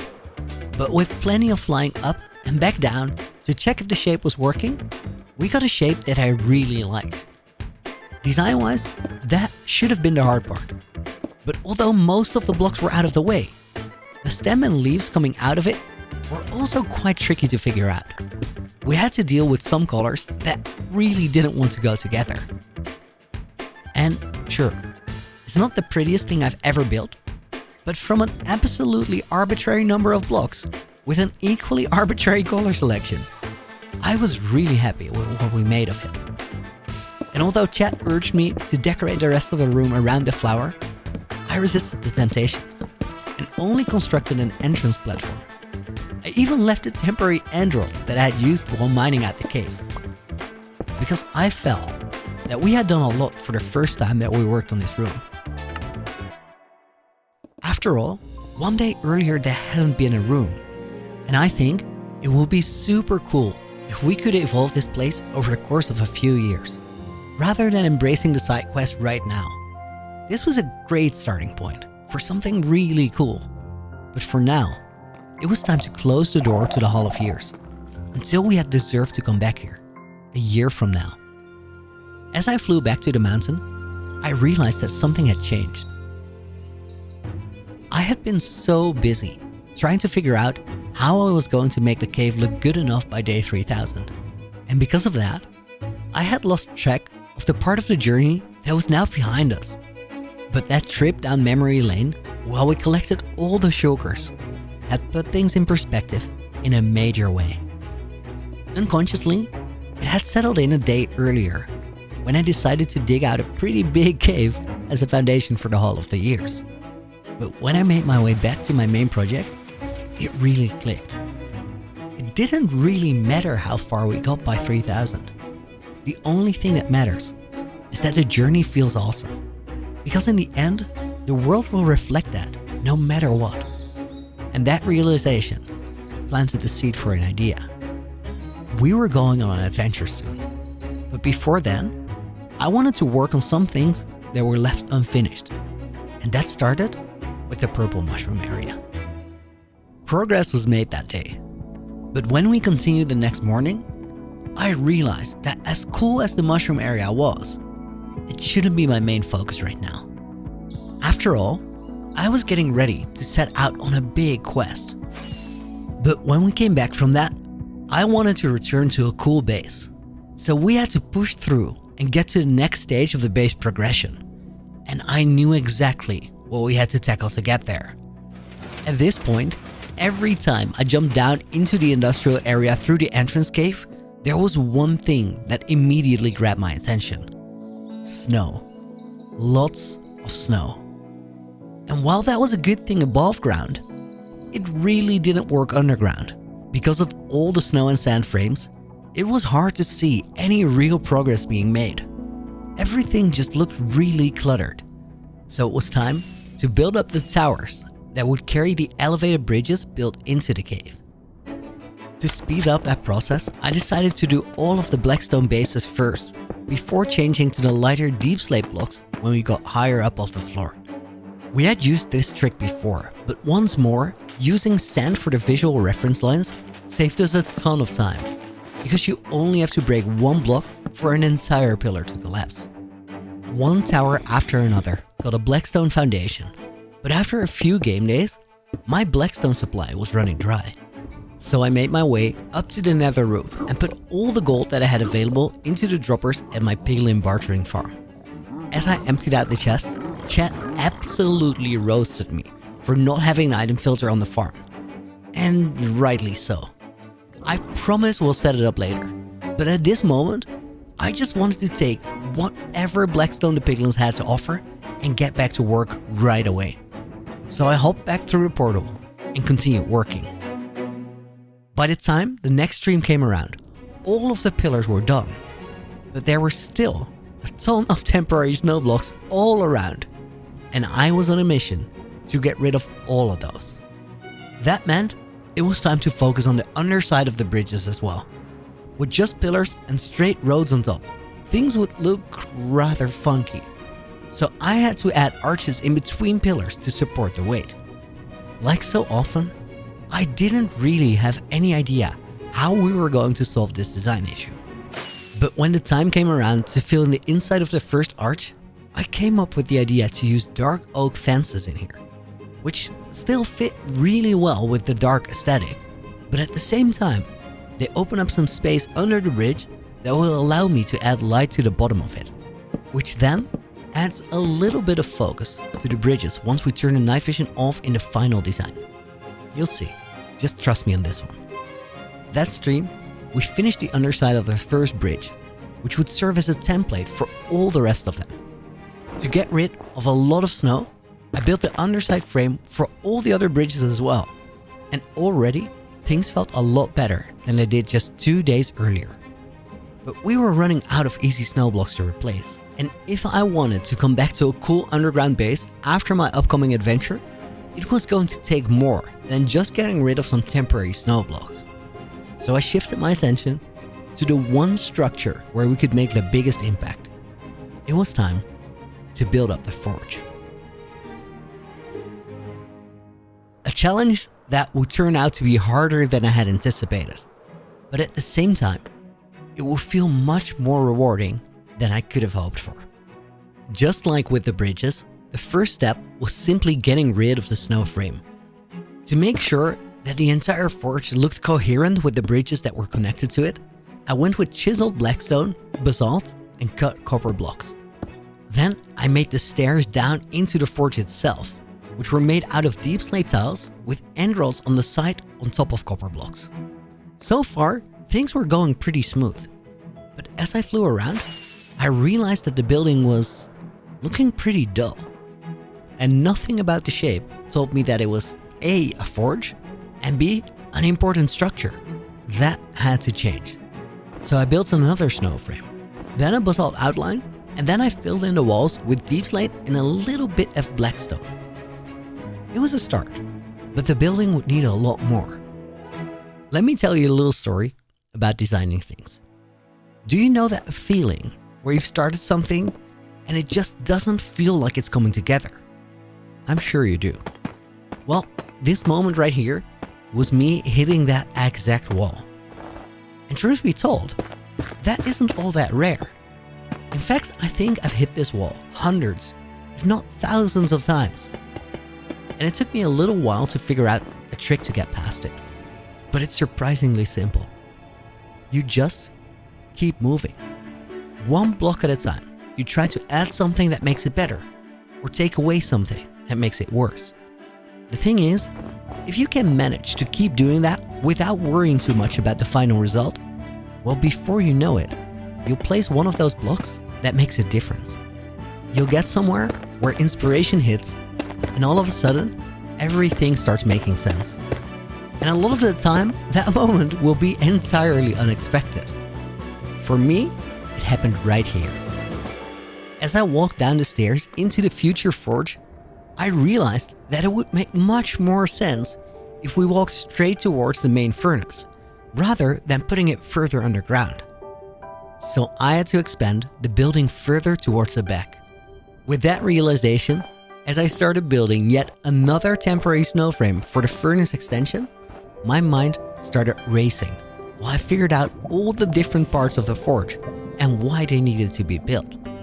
From that point onward, this building had been a bit of a struggle, became my favorite build of this entire 1000-day arc. You'll see why in a few minutes, because before we finished this place, I pulled a classic move. I had just gotten a huge burst of inspiration, and whenever you feel that excited energy because you can see the direction the build is heading in, well, if you're really feeling it, you can use that excitement as fuel for some things that still need to be done as well. And I had a couple of those waiting for me. So the next day, we flew out of the mountain to get rid of one of the weirdest things around the entire base. It's pretty wild how this temporary wool line is still here. But after a little over 600 days since I placed it, I had finally had enough. I replaced the wool with stone, andesite, polished andesite slabs, and then I just had to blend the sides of the path into the mountain. That process got disrupted by some zombies and a pretty crowded creeper party. But besides that small interruption and the occasional phantom, the pathway construction went by pretty smoothly. Just a couple game days later, the only thing left to do was some quick spawn proofing. So I got out the custom texture pack I made to identify any spots without snow layers.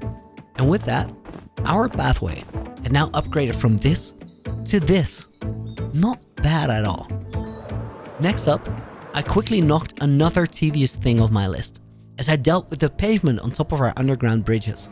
And then, it was time to log back in and get the foundation for the forge and the furnace done. So I did just that.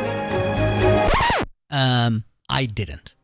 Not because I didn't feel like it or I didn't know how to proceed, but simply because chat convinced me to do something else that we have been talking about for a few days. The time had come to get rid of a farm that had served its purpose. For the last little while, my sugar farm had been trucking away at full capacity while I worked under the mountain, which meant that by now I had more sugar shells than I could ever realistically use. Since this type of farm only works with plenty of air blocks around it, keeping it here made no sense for my cave design. So that day, we had some fun with it.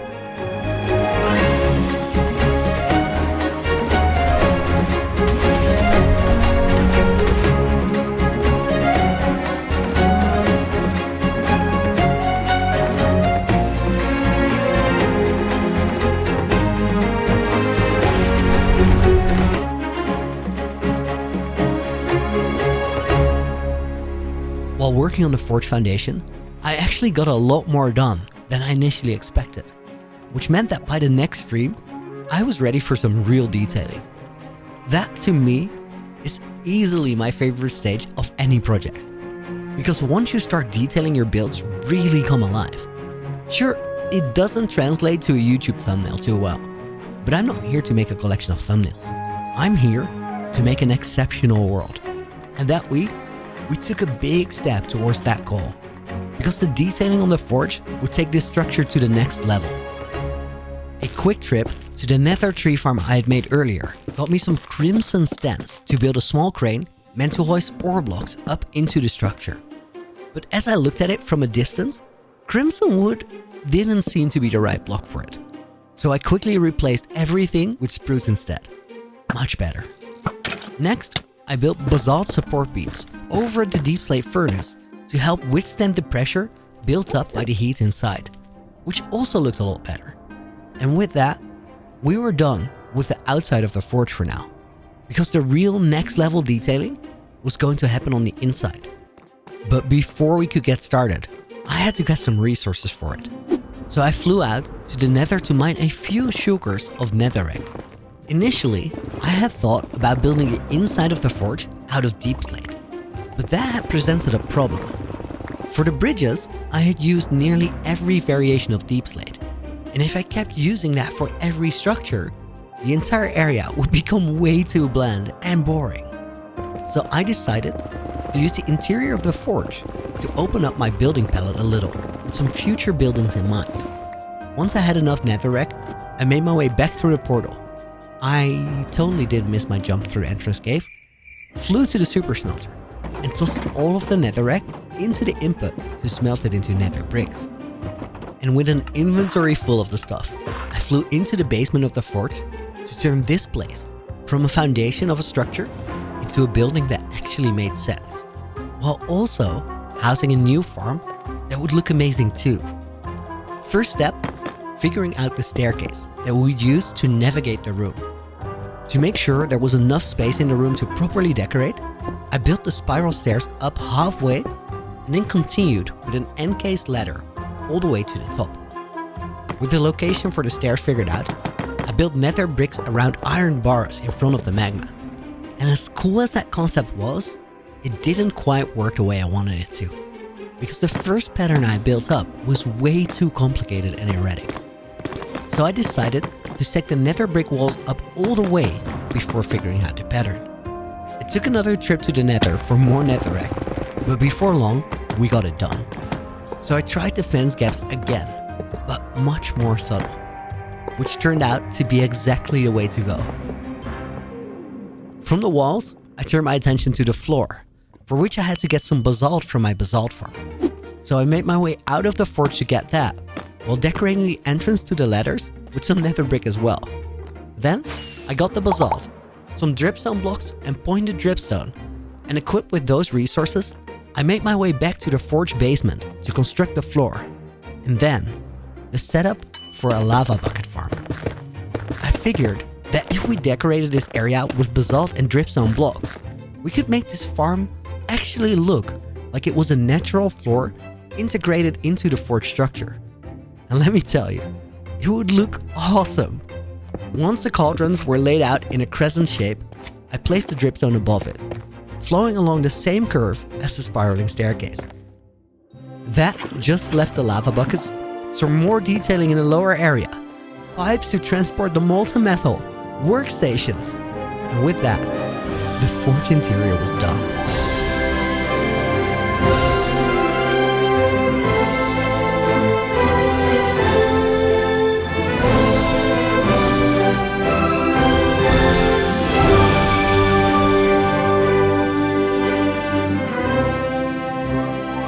I truly love this place. The detail level is just something else. I literally can't wait until the moment where the entire base looks like this. It was a lot of work, but it was worth it. And that meant that the adventure I was about to embark upon the next day was truly deserved. Every now and again, someone in my stream would ask if I had completed every advancement in my world. But the fact of the matter was that I had been much more invested in building a base than completing advancements. After getting all of them in my first hardcore world, I didn't really care about repeating the task right away when I started this new world. But the more time went by, the weirder it started to feel to not have all advancements completed in this world. And the more I started looking forward to completing them again. And on day 2687, it somehow felt like the time was right. If we went now, we would have a cool base to come back to. And I wasn't stressing anymore about having to finish my entire basement before 3000 days. After almost 2700 days of just playing the game, a lot of the advancements were completed already. But honestly, there were more of them left than you might expect. So I flew out of the base to get our mission started. We cleared a couple easy ones first.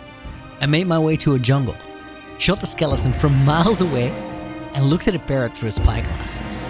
Just 2 minutes after starting my quest, I was on the way to the nether for my third advancement already. Once I got there, I took my helmet off to get a piglin angry, before dropping him a gold ingot to create a distraction. Doesn't work if he's not mad first, but this one, very angry. Since I was in the nether anyway, I quickly aimed my spyglass at a ghast, and with that out of the way, I returned to the overworld for the next few advancements.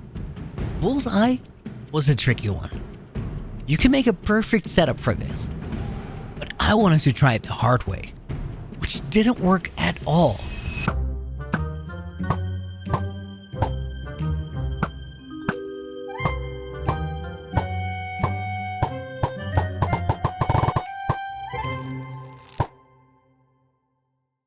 So eventually I caved in, and we ended up using a goofy maneuver with a trapdoor.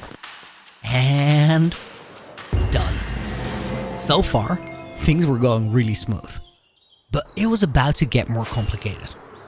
To prepare for the next few advancements, I flew by my starter house to collect some resources. But as I was sorting through my chest there, I heard a lightning strike. That thunderstorm was one of the very few things that I still needed, which was completely out of my control.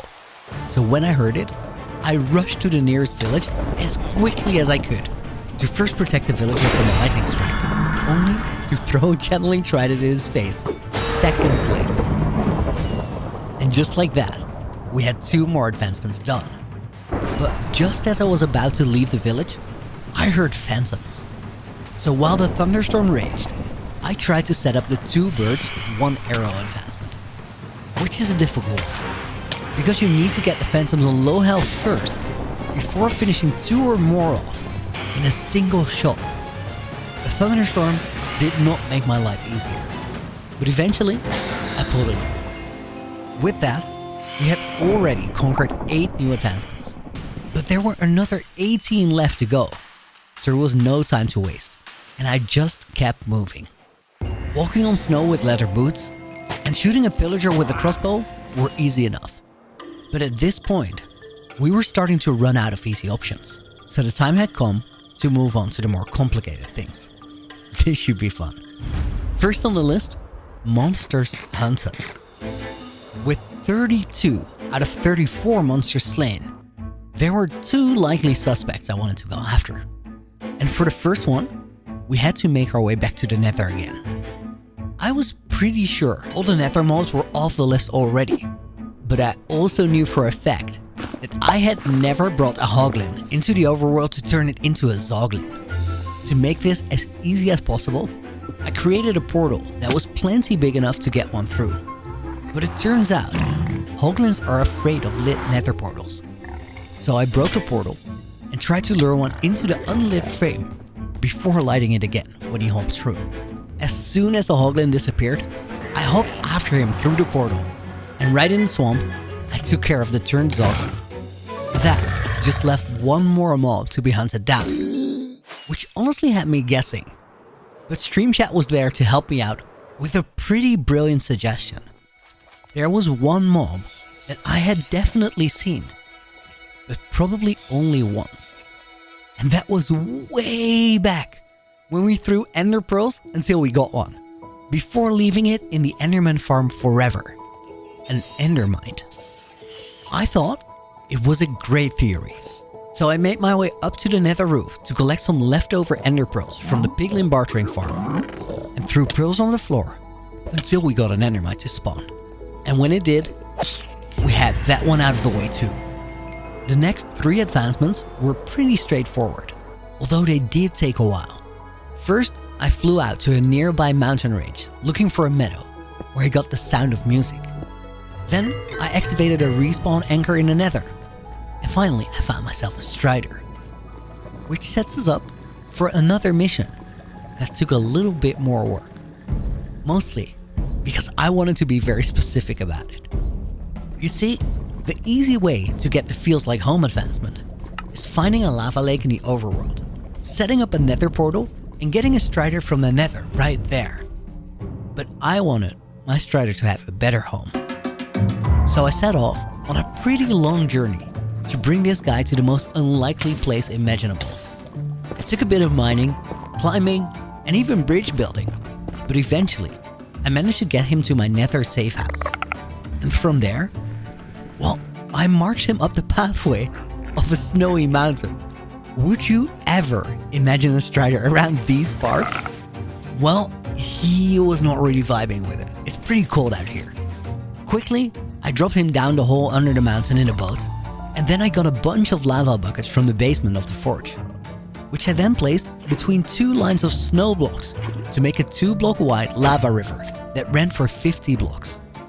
None of this made any sense in terms of physics, but it got us the feels like home advancement, so it works.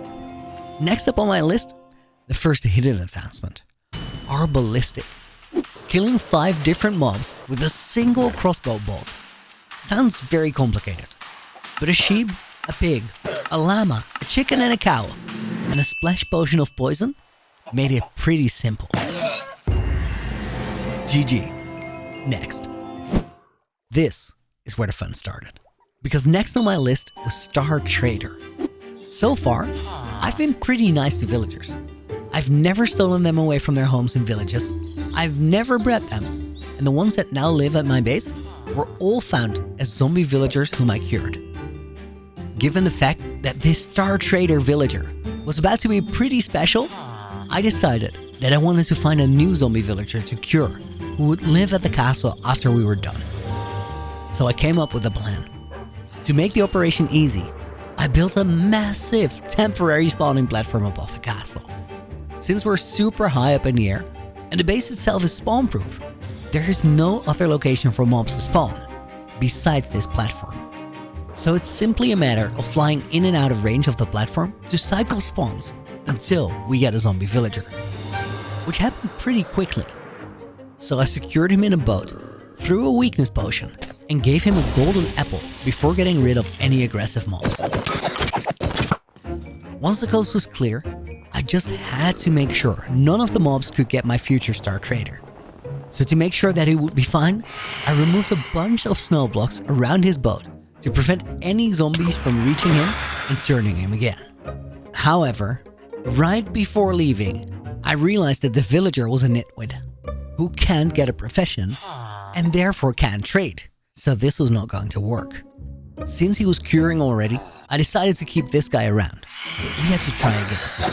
But the night was over, and that meant my only sensible next step was to fly out to take care of the next step in my master plan. It was time to start getting everything together for the hardest advancement in the game, called How Did We Get Here? To get it, you need to have every effect in the game applied at the same time, which is challenging to say the least. But there's only one hard requirement to get it. You need to get a shulker and a dolphin to the same location for the levitation effect and dolphin's grace. And for everything else, there's a creative solution to not have to drag everything around your world. So to get the shulker and the dolphin in the same place, you have two options. Either you get a dolphin to the end, or a shulker to the overworld. Luckily, I already had a shulker under the mountain, so that seemed to be the logical option. Plus, I felt that it would be really cool to get the advancement in my base. So I continued construction on a dolphin transport tunnel all the way from the ocean to my base. But there was a problem. This would end up being the biggest waste of time in the history of my entire world, for more reasons than one. But we'll get to that, because first it was time to try and get a second potential Star Trader, preferably one that could get a job. It took me a couple nights of trying and trying again, because after that initial nitwit, it seemed like no zombie villagers wanted to spawn anymore. But eventually we got one. So I dug another sky trench, fought the remaining mobs, and the next morning, after the villager cured, we got Star Trader. Because the platform? Well, that's already at build limit, of course. It's a high base, you know? We'll see these guys later. But with this tricky advancement out of the way, it was time to get back on track with the master plan. So I flew to the ocean, caught the fish with a bucket on the way, because somehow that easy advancement had made it through this far. And then I got 2 dolphins on leads and brought them back all the way to the base through my tunnel. Once I got to the end, it was a little stressful, because they can't be out of the water too long or they'll die. But against all odds, the dolphins lived. And they made it into the temporary holding tank that I prepared for them. So, let's talk about why this was a massive waste of time. Well, first of all, getting the How Did We Get Here advancement isn't quite the same as it was the last time that I got it. Since 1.19, there's one more effect added into the mix, and it's a scary one. To get the advancement now, you need to have darkness applied, which you get from this guy. And I'm not about to invite him over to my base. There's 2 good reasons not to do that. For one, he's real mean. And secondly, I generated all the chunks around my base in version 1.18. So there's no natural skulk anywhere close. Which means it would be a long walk where a lot of funky stuff could happen. Now, before we get into what will be the solution to our How Did We Get Here predicament, there's still 2 dolphins in my base. So what will I do with those guys? I figured we would just keep them around for later, so you could let them live in an area where they would fit well. But it wasn't meant to be. I even went as far as to replace the entire bottom of their tank with soul sand to make sure they had air to breathe regardless of their own dumb behavior. But Minecraft dolphins, they will find a way to die. Somehow. And they did. So long story short, that whole tunnel was a waste of game days. We needed a different solution. But first, it was time to get the remaining couple of advancements checked off. Those were all pretty grindy, but mostly not that eventful. And they all happened at the same time. I fished for a bunch of salmon with an axe to tame cats, while I flew from village to village to find every unique variation.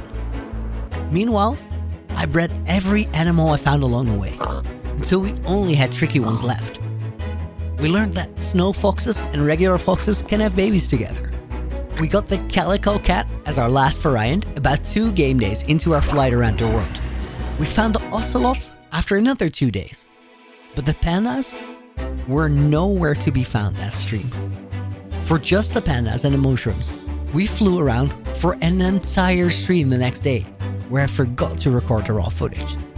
Only to find out, 1 day later, that there was a mushroom island real close to the desert where we had started our journey. But eventually, after getting the uneasy alliance advancement as well, there was just one thing left to do. The last 2 advancements that were left were a furious cocktail and how did we get here. And you get those in one go. So it was time to finish the setup and get the last 2 advancements. But there was a big complicating factor. You see, adding the darkness effect into the mix, we now had 2 options to choose from. Option 1 was get a warden to the base, and that one was a big nope. And option 2, get a shulker and a dolphin to an ancient city, which was much more appealing, because once we were there, we could use a skull shrieker for the darkness effect, rather than a warden. And that's where our complicating factor came into play. The thing is, from my base to the closest ancient city that I know of is a long way. And I really didn't want to make a railway from my base all the way over there to transport a shulker. There was an alternative, of course. If we could set up a nether portal at the ancient city, we could lay the railway for a shulker over the nether roof, which was 8 times shorter. And we didn't have to build a railway up in the air, since the roof is already flat. Seems like a straightforward choice, right? Well, we didn't get to the complicating factor yet, because there are a few rules in my world. And one of those is that I don't use F3, which makes the game much more adventurous and fun. But it makes linking up portals really complicated, because the only way we can find out coordinates is by calculating them using maps to measure the distance from coordinates we already know.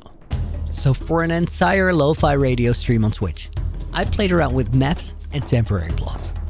That mission took a lot of trial and error. Had me end up in the gold farm output once, but after a ton of calculating, measuring, flying around the overworld, trying portal locations, checking and double checking, we ended up with a few really important portals that literally changed the way my world works. I now have a portal up to the roof right next to the super smelter, a portal to the ancient city on the nether roof as well, and a portal to the stronghold portal room right next to it. But most importantly, because of all the measuring, I now know a bunch of specific coordinates in my world, which means that we can count out distances around the base to set up a nether hub further down the road. It may not sound like a big deal, but for me, this was a game changer. And the best thing about it was that I had to put in the effort to get it done, which made it all feel that much cooler. With the nether portal challenges out of the way, the only thing that was left was preparing the setup for the advancement.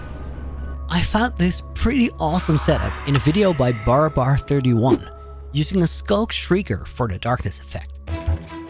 So I started off by preparing the holding cell for the shulker, setting up the trapdoor I would squeeze myself into, and installing the potion dispenser redstone right next to it. But once that was out of the way, there were a lot of ingredients that still needed to be brought to the ancient city, starting with the dolphin.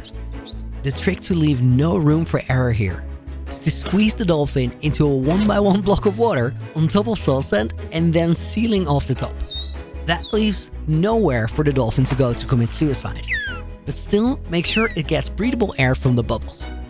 So I built up a drop shaft up to surface level, made another temporary snow staircase, and then it was time to go look for a dolphin nearby. The living conditions I was about to leave this guy in were pretty appalling, so I tricked him into coming along by giving him a name tag labeled Life of Luxury. I know, not my best moment, but the strategy worked. So on day 2742, I had a dolphin set up for the advancement, which meant it was time for the next step.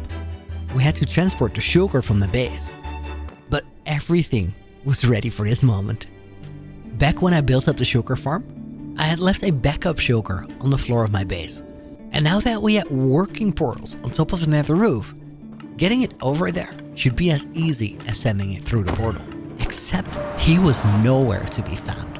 Turns out he was just chilling on one of the gold farm spawning platforms, which led to a rather funny game of cat and mouse around the farm. But eventually, I managed to get him in a boat next to the minecart track, and not much later, he was on his way. Which brought me to the next item on my list. I needed to get a wither rose, which after checking at my starter house, I realized I didn't have lying around. Now, I don't have a farm for these, nor for wither skeletons, which was funny because it was the second main farm I made on my previous hardcore world. But I just don't use beacons all that much. I don't like the way they look, so I haven't felt the need to build a wither skeleton farm here. And that meant we had a little side quest, as I made my way to the nether to kill wither skeletons until I had 3 skulls. With those, I made my way back to the overworld, where I lured a bunch of unsuspecting chickens into a wither fight. Which was unfortunate for them, but it got me my wither rose. And once that part was done, the only things left were setting up a double beacon for haste and jump boost. Since I didn't have a rabbit foot for leaping potions, then I did a bunch of potion brewing at my starter house. And finally, I went to visit the automated brewer room under the mountain for night vision, swiftness, strength, and fire resistance. That completed my potion collection, and as the last step, I had to grab the conduit from the ocean monument I had stolen to decorate the castle with earlier. That was a lot of preparation, but it seemed like everything was ready. So it was time for a test run.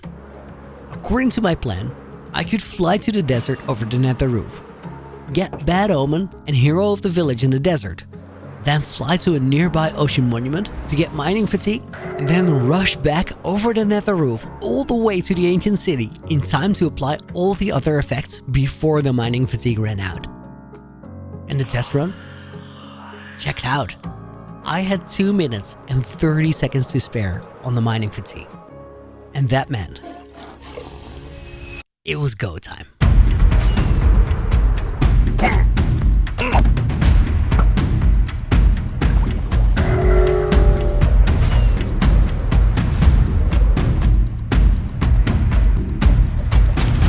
I activated everything according to plan, yet failed miserably. Not only did I not get how did we get here, I also didn't get the Furious Cocktail advancement. And that could only be explained by something very basic going wrong. Because all Furious Cocktail is getting all the potion effects applied at the same time. Did I miss one? Either way, we had to try again. That night, after the stream finished, I analyzed the footage to get ready for the second attempt the next day. And I found that I had made 2 mistakes. The first one was bringing my hunger down too far to make sure we could eat all the necessary ingredients. That meant I couldn't sprint when I got down under the trapdoor, which led me to not going into swim mode and therefore not activating Dolphin's Grace. But it didn't explain why I didn't activate all the potions. The second mistake happened when I tried to eat the pufferfish and accidentally deactivated the lever, which caused the potion dispenser to stop firing too early. As a result, there was still a water-breathing potion left in the dispenser. I had plenty of information to fix my mistakes. So the next day, I came prepared. Everything was ready, and we tried again.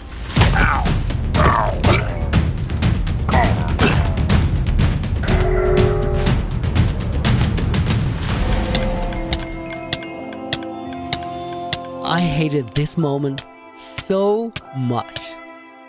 We got Fury's cocktail, but not how did we get here.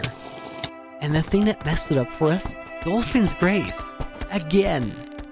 This time, I moved backwards before all the other effects were applied, ending the Dolphin's Grace effect. So we had to try one last time.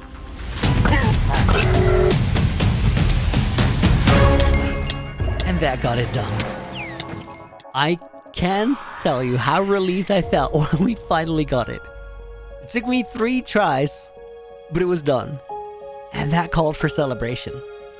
So I made my way back to my base, jumped down into the entrance cave, and flew straight to the villagers to buy myself a birthday cake. And that made for the very last hidden advancement, when we got an LA to drop the cake at a notebook.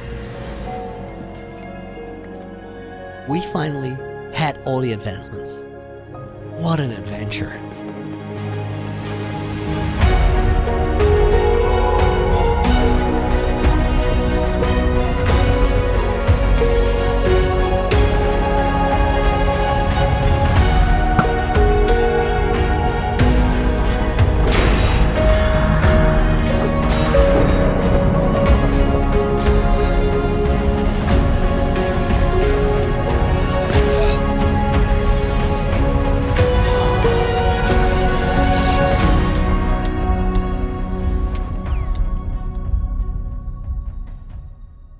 To finish my stream that day, I looked for an ancient city to hopefully get some enchanted golden apples back. And it seemed like my luck had turned for the better. After 2 ancient cities that I had visited so far, which both gave 0 enchanted golden apples, I finally found 2 of them in this city in the same chest. That was a great feeling, and a satisfying end to a few days of trials and tribulations. But the work had paid off. We had all the advancements. So the next day, we got back to work on the base. And as much as I had joined the advancement hunting, I was ready to build again. Because day 3000 was creeping up on us. And even though the stress about not finishing the basement had left me, I still wanted to give it everything I had in the final push. So when we got back to construction on day 2777, I made a promise to myself that I was going to focus and work as hard as I could to get the forge side of the base looking as good as possible. And the first step to getting that done was finishing up the purple mushroom area. The foundation for that place was looking pretty solid. But as well as all the smooth basalt worked as a frameworking block, I had gotten a lot of comments during streams that it looked too boring. Now, as I explained before, I wasn't too worried about it, because it's just a foundational shape for the terrain. But I did see where everyone's coming from. So I decided to take this mushroom area as an opportunity to prove that I could make terrain look interesting, even with a foundation that looked so dull. After adding a little bit of terrain variation by building a pool with a waterfall higher on the wall, I placed down a bunch of different coral blocks above water so the coral died, giving it a gray texture that would work really well with the more present purple blocks.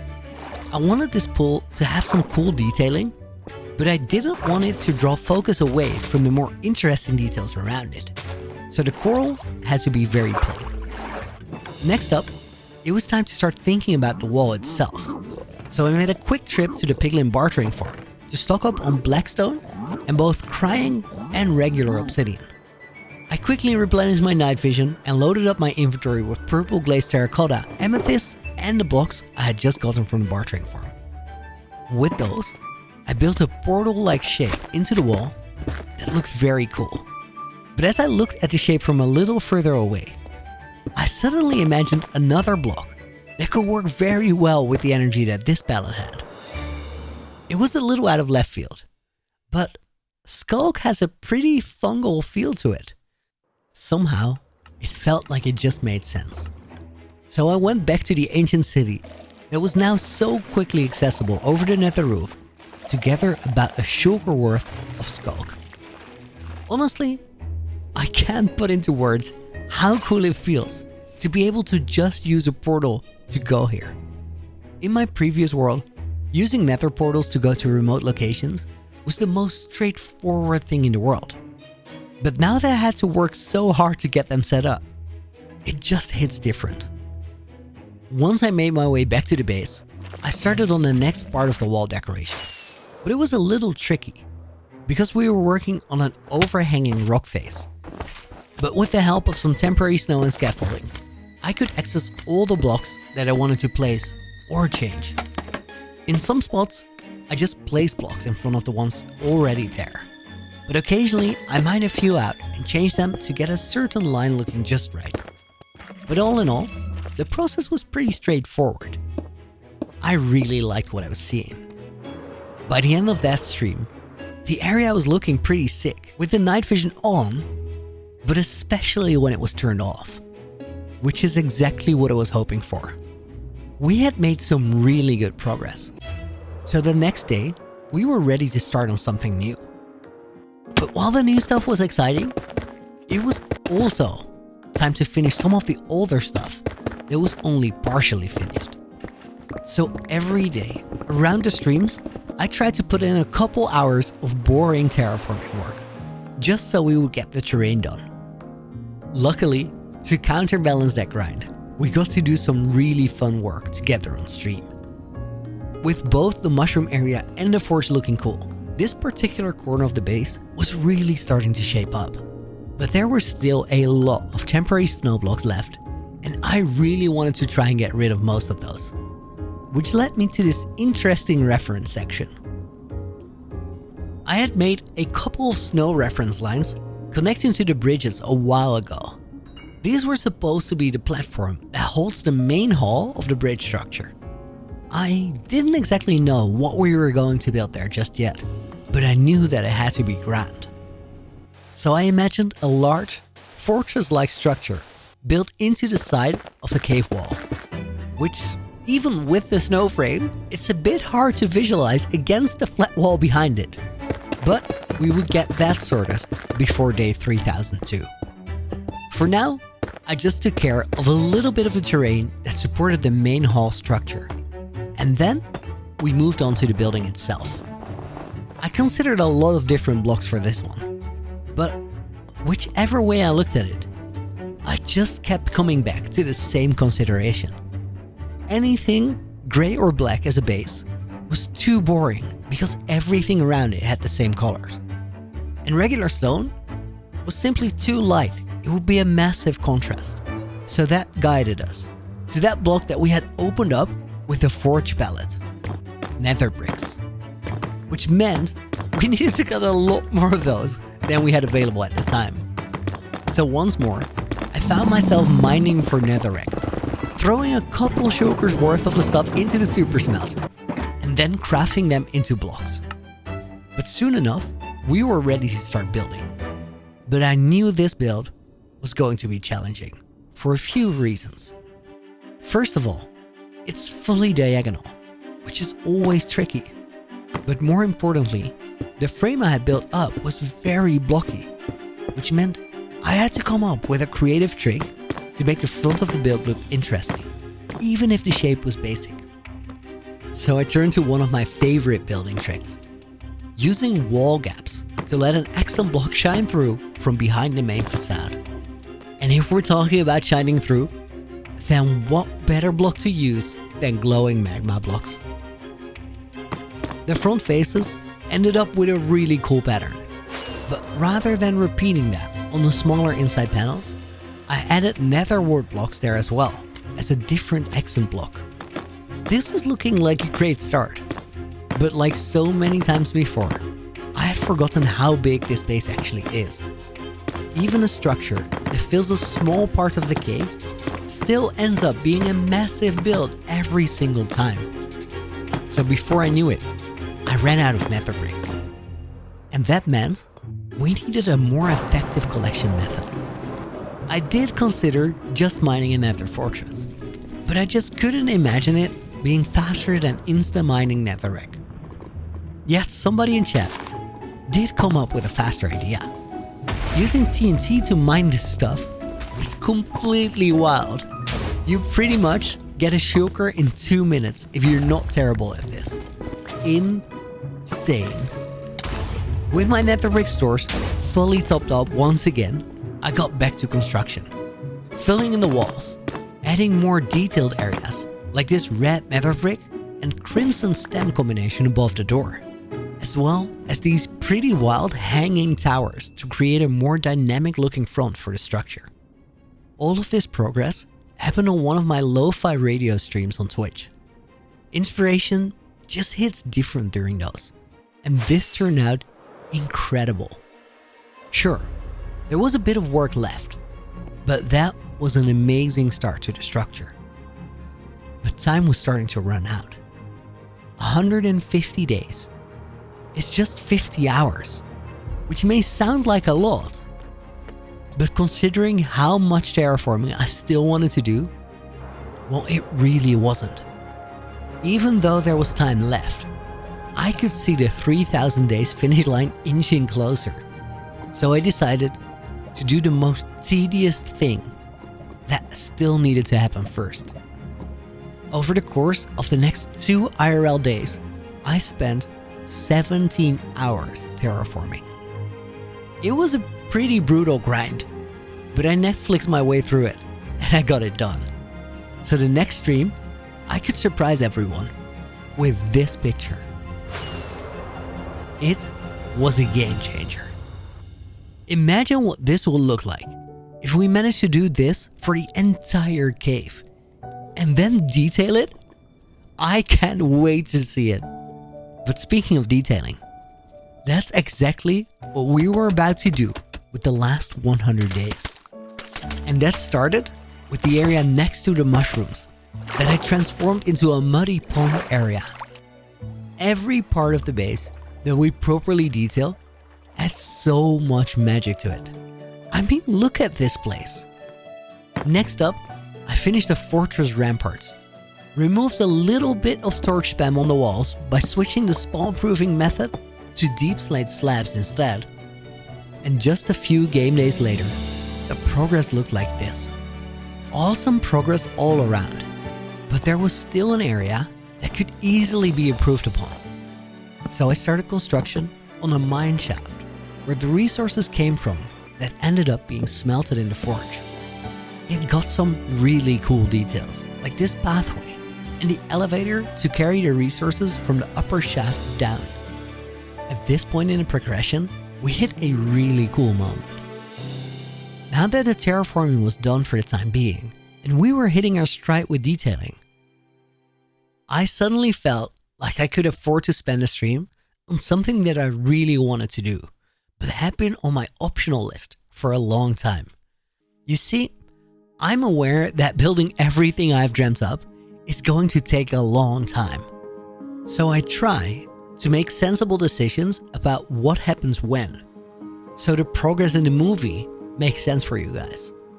Which means that quite often, things get put on hold because something else is more urgent for movie purposes. But since we were doing so well here, I got to pull something off the optional list and make it a reality. But to pull that off, I had to spend some more time in the redstone lab for somewhat of a milestone moment actually. Learning is always a gradual experience, and the best way to learn is by studying the work of people who are ahead of you in their understanding. So I had borrowed from amazing redstoners, but eventually you have to step out of your comfort zone and fly, even if it might not look pretty. So I decided that I was going to design this redstone circuit completely by myself, using the tricks I had learned from all the builds that I studied so far. What I wanted to create was a system that is part of my fireworks show, which shoots snowballs through lava. Now, I had used something like that before, but in that design for the Season 1 Nether Hub, it had been super visible. Here, I couldn't do that, since it would create light pollution on my perfectly spawn-proofed, yet dark mountain. So I needed a system that hid itself away. And I put together just that. And once I had it working, I did a redstone thing that I had never managed before. I slimmed it way down and made it compact. Now I'm sure this could be done way easier, cleaner, or better.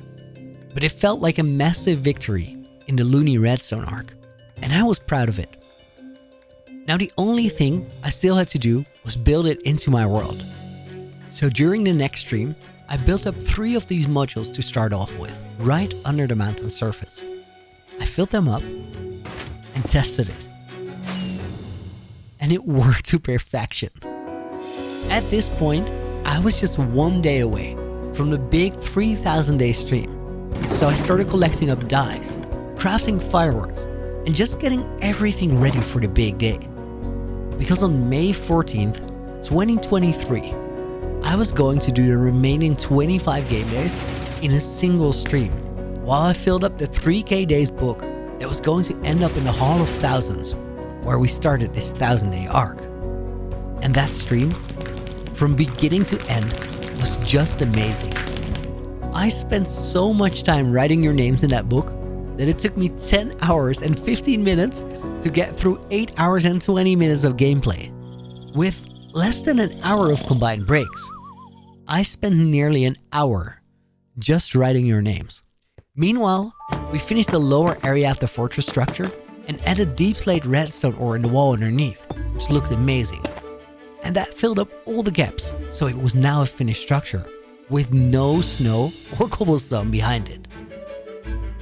Then, we wasted 2 game days to gather a block of netherite to put on top of the fortress, because Stream Chat went wild over it, and one of my longtime moderators, Dakshay, offered to shave his rather impressive beard in exchange. He actually did that. I saw the picture. Then, we pulled off an absolute speedrun of the remaining bridge sections that weren't fully completed, decorated the mineshaft area, and cleaned it up just as fast. And then when that was done, I constructed redstone doors to access the farms behind the newly finished terraforming. We celebrated every 5-day milestone net stream with fireworks at the starter house, and spent the last few days polishing the brewery room interior, while the countdown to the fireworks show on day 3000 started.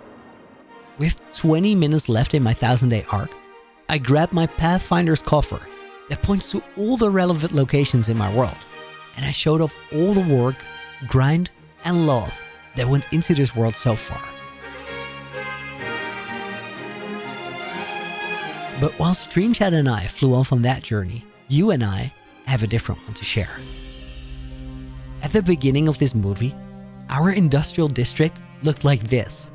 Now, 1,000 days later, we have added a whole bunch of new farms, while the area got prettier rather than messier. There's still a long way to go before this place completes its transformation into the magical base that I have in mind. But these past 1,000 days, we have made some spectacular jumps in the right direction.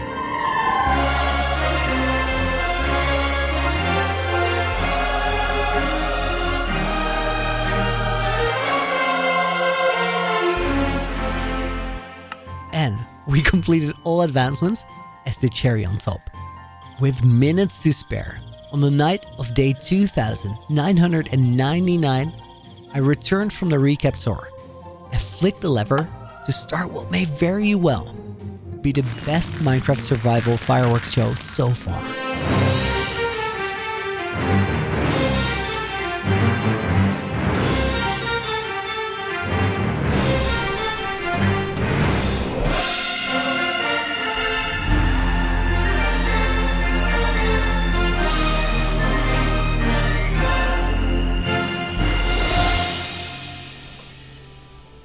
That night, the sky around the Lonely Mountain filled with sparkling colors. But it was more than that. Magic was in the air. And with a smile on his face, Looney flew to the Hall of Fame against the spectacular backdrop. When he placed that book on the lectern to remember another leg of the journey successfully completed, together with all his friends, a tear rolled down his cheek, because he knew this was the most special Minecraft world he would ever have. Thank you for watching, and I'll see you in another 1,000 days.